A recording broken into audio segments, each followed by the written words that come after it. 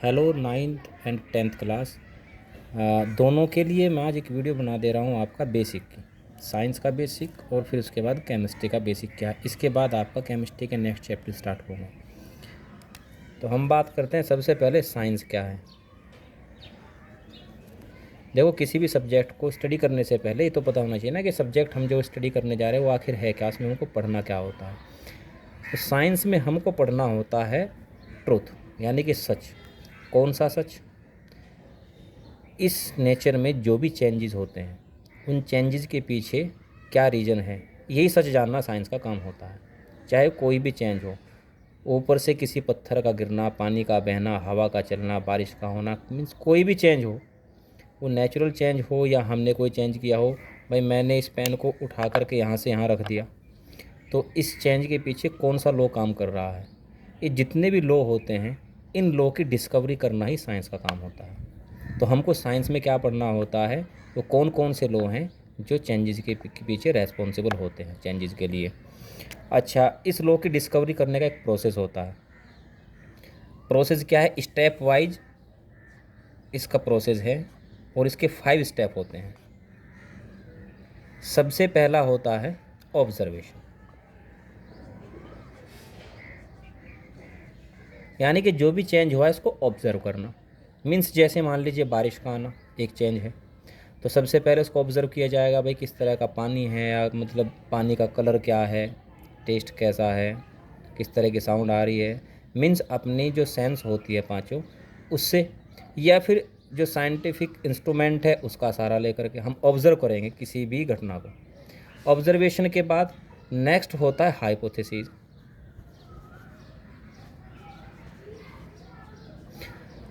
वो जो चेंज हुआ है उस चेंज का जो रीजन है, उस चेंज का रीजन बिना एक्सपेरिमेंट को किए ऐसे ही एक एज्यूम किया जाता है कि भाई इसके पीछे ये रीजन रहा होगा, उसका एक आंसर देने का एक प्रयास किया जाता है, उसी को कहते हैं हाइपोथेसिस।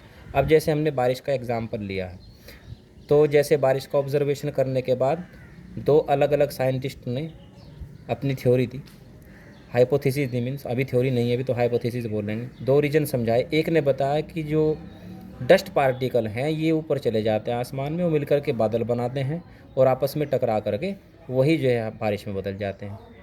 दूसरे साइंटिस्ट ने बताया कि सन की हीट से जो वाटर है वो इवेपोरेट हो जाता है, ऊपर जाके बादल बनते हैं, और वो बादल जब ठंडे हो जाते हैं जा कर के बारिश होती है। तो हाइपोथेसिस, दो हाइपोथेसिस हमारे पास हो गई।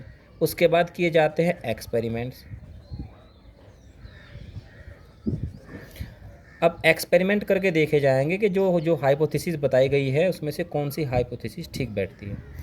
तो एक डब्बे में मान लीजिए डस्ट पार्टिकल को खूब टकरा करके देखा गया, उससे कोई वाटर ड्रॉप नहीं बनी, इसका मतलब पहली हाइपोथेसिस गलत। उसके बाद पानी को इवेपोरेट किया गया, जो उसकी वेपर्स आई उस वेपर्स को ऊपर ले जा करके ठंडा किया गया, ठंडा करते हैं तो दोबारा से फिर वाटर ड्रॉप्स में बदल जाती है, इसका मतलब दूसरे वाली हाइपोथेसिस ठीक।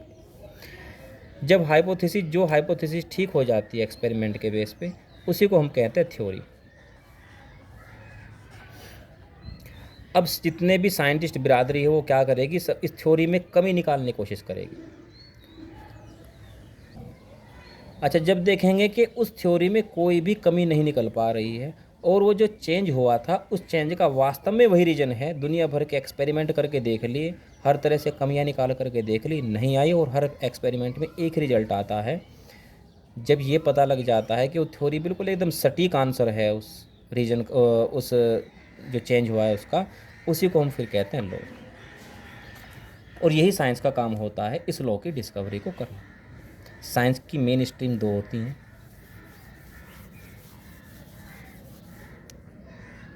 केमिस्ट्री और फिजिक्स।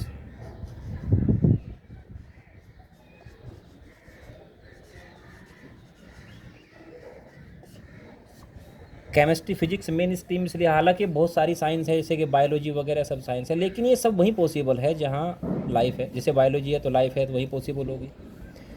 अगर इस यूनिवर्स में आपको कहीं भी जाना है तो इस यूनिवर्स में दो ही साइंस काम आएगी, केमिस्ट्री और फिजिक्स, क्योंकि और कहीं लाइफ नहीं है। लेकिन जहाँ जिसको फिजिक्स स्टडी कराता है और जिसको केमिस्ट्री स्टडी कराता है, यूनिवर्स में हर जगह मौजूद है।